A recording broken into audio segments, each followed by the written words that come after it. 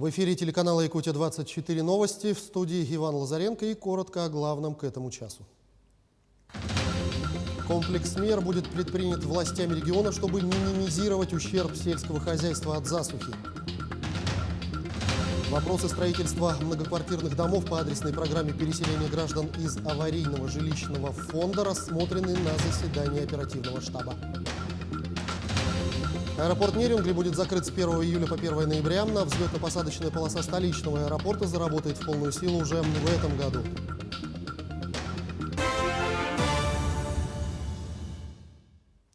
Всего 42 лесных пожара на площади 7,5 тысяч гектаров устранили в республике за прошедшие сутки. Всего же на территории лесного фонда Якутии проводят работы по тушению 93 лесных пожаров общей площадью пройденным огнем 237 тысяч гектаров. На тушении пожаров задействованы 2609 человек и 333 единицы техники.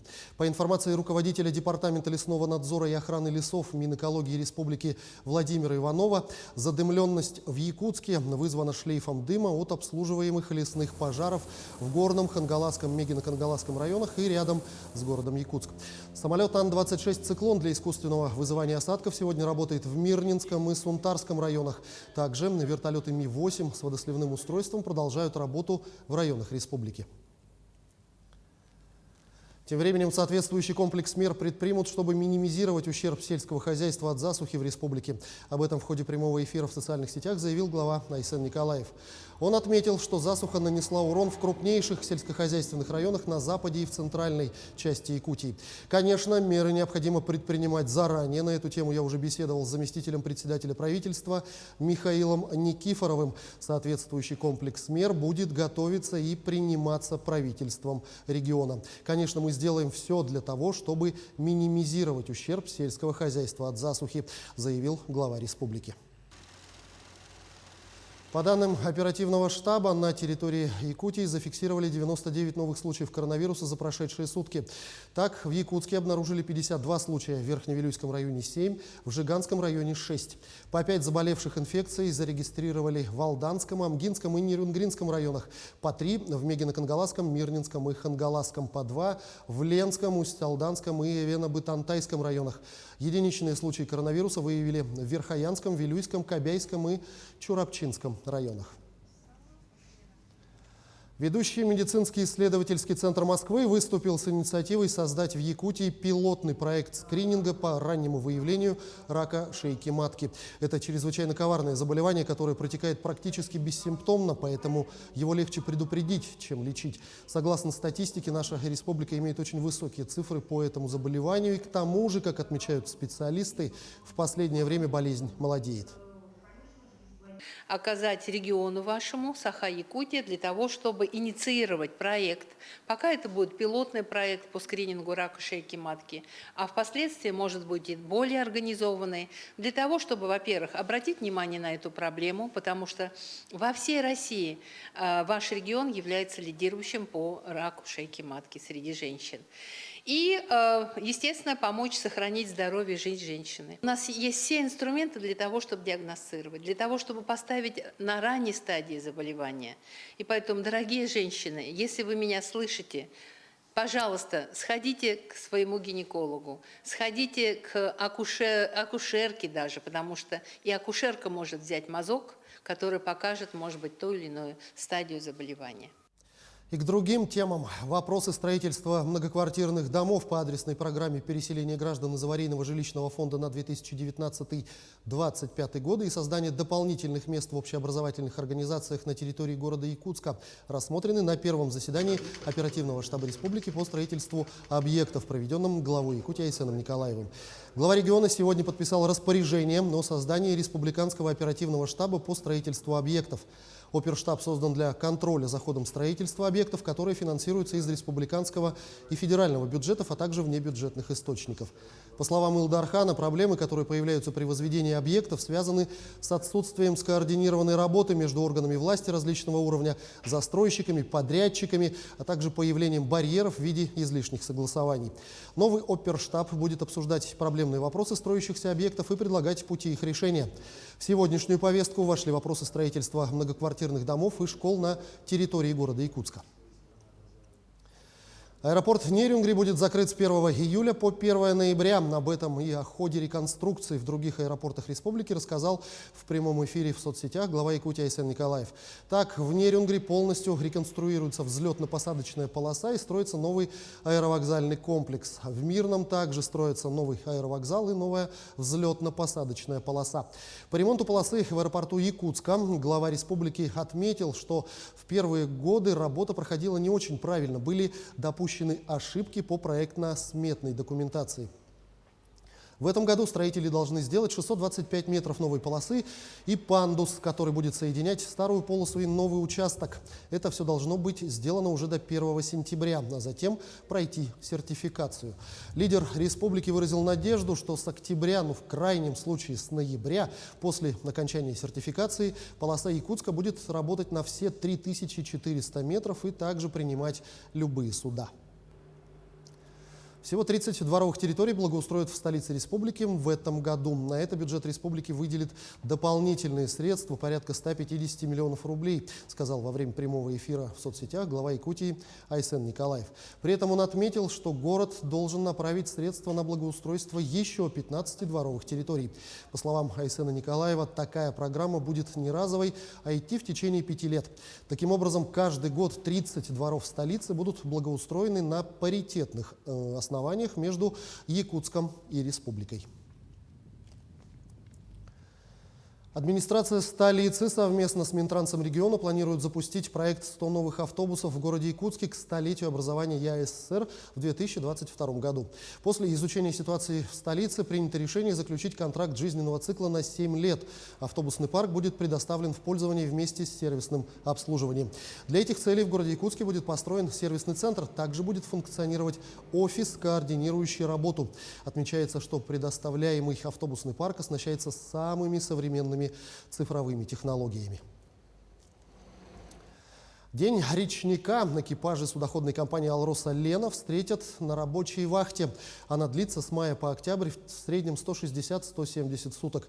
Навигацию флотские ждут всю долгую зиму. Ведь у них 2 дома. Свой родной на земле и не менее родной с неустойчивой палубой под ногами. О тех, кто всей душой прикипел к реке, рассказывает Олеся Васева.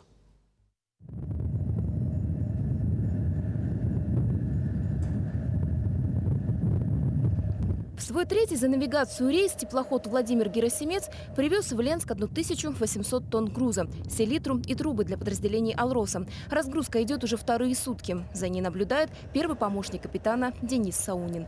Груз на берег нужно доставить без повреждений.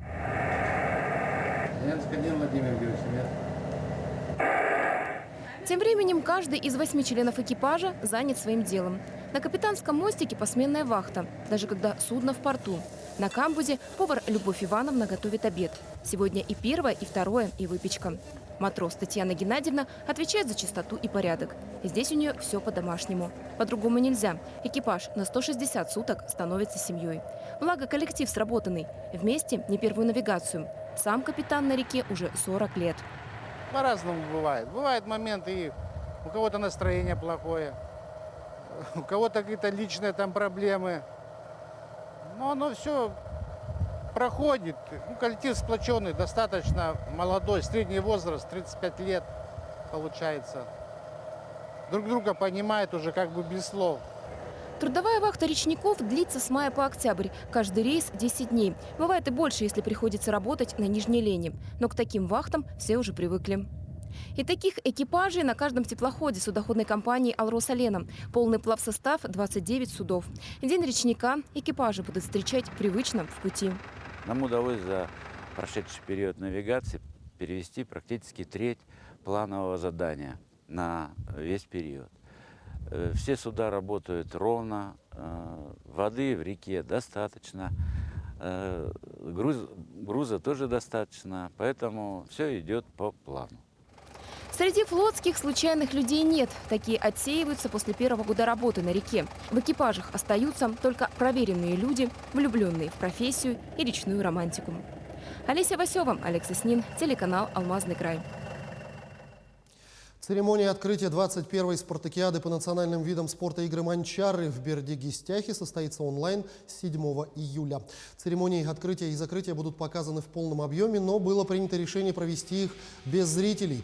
Увидеть обе театрализованные программы можно будет в эфире НВК «Саха», говорится в сообщении организационного штаба. Сценарий был составлен на основе произведений уроженцев Горного района, народных писателей Сафрона и Семена Даниловых. В данное время решается вопрос по формату официальной части и параду участников. Напомню, начало трансляции 7 июля в 21:00 по якутскому времени. И о том, как в эти дни идет подготовка к играм «Манчары», смотрите сегодня на нашем канале в 21:00 в итоговой программе «Якутия. День за днем». Тем временем в Ленске 40 бездомных собак обрели новую семью благодаря местному приюту. Ленчане отмечают, хвостатые бродяги способны любить и привыкнуть к домашней жизни. Накануне Международного дня собак наш корреспондент узнала, почему они так преданы своим хозяевам. Грета 1,5 года ждет своего хозяина у подъезда. И эта история без счастливого финала. Хозяин собаки Юрий погиб в автокатастрофе. Овчарку пытались забрать родители погибшего, но каждый раз ленский хатико возвращается на прежнее место и ждет. Сейчас о старушке Грете заботится весь двор. Многие жители ее подкармливают, ходят, воды приносят, еду. Ну, все-таки, говорится, мир не без добрых людей. Но мать все равно приезжает сюда. Недавно видела, она переносила поесть, попить наливала. Ну, это вот такая собачья преданность. Японские ученые выяснили, на преданность собаки своему хозяину влияет зрительный контакт. Он эмоционально связывает четвероногого и владельца. Кинологи же утверждают, что верность животных прежде всего инстинкт и привычка. Чтобы сама собака, она ни за что хозяина не поменяет. Бывают случаи, то есть, когда хозяева отдают собак или бросают собак. И, конечно, допустим, если это происходит, хозяева уезжают, собака просто остается, ее никуда не отдают, она будет ждать. Потому что она просто она привыкает, она думает, где. То есть сейчас все вернется, все вернутся. Она стесняется. Давай, иди ко мне. Полюбить человека и быть ему верной может и бездомная собака, уверена Ольга Еремина. Добрая, но пугливая Варвара из приюта появилась в семье Ольги год назад. Теперь Варвара Сергеевна, как ее называют домочадцы, любимый и ласковый питомец. Собака подпускает только своих и всегда возвращается домой. Была идея того, чтобы подарить дом хвостатому. Ну, охота была посмотреть, как будет вести себя собака из приюта, как она будет осваиваться дома, будет ли она похожа на обычную собаку, которую возьмем щеночком, и она у нас вырастет. Хвостатых бродяжек на улицах города меньше не становится, но работники приюта говорят, у личан пропадает стереотип, что уличные собаки злые и их нельзя перевоспитать. С 2020 года почти 40 дворняжек приобрели новую семью. Чтобы понять, подходите ли вы с питомцем друг к другу, дается испытательный срок 10 дней. Все это время волонтеры поддерживают с вами связь. Если вы поняли, что не готовы к ответственности, можете вернуть собаку в приют. За это никто не осудит. Главное, чтобы она вновь не оказалась на улице. Юлия Золотарева, Анастасия Белокреницкая, телеканал «Алмазный край». Тем временем в Нерюнгри все большую популярность среди подростков набирает волейбол, что заставляет молодых людей оторваться от гаджетов и выйти на улицу. Присоединившись к компании единомышленников, расскажет Ирина Кичигина.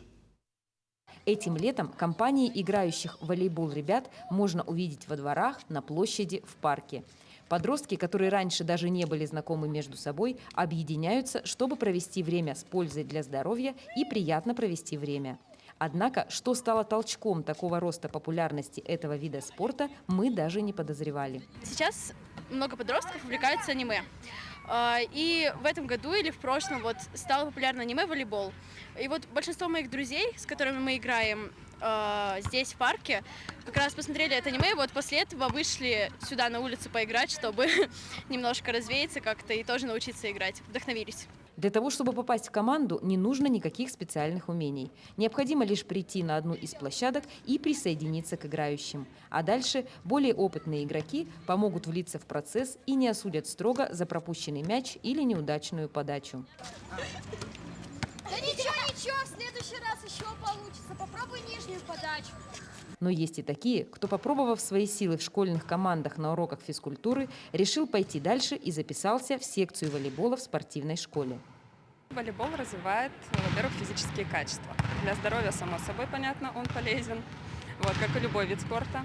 Развивает быстроту реакции, ловкость, координацию, также скоростно-силовая подготовка, немаловажно для наших юных волейболистов. После пандемии действительно был большой поток детей, он и продолжается по сей день. Вот, меня это как тренера, конечно, очень сильно радует. Теперь родители могут не сильно переживать, что их чада проводят много времени в интернете. Ребята прекрасно чередуют одну деятельность с другой, что, несомненно, благотворно сказывается на их как умственном, так и физическом развитии. Ирина Кичигина, Захар Головин, Нерюнгри. На этом выпуск завершен. Мы продолжим следить за развитием событий. Оставайтесь на нашем канале.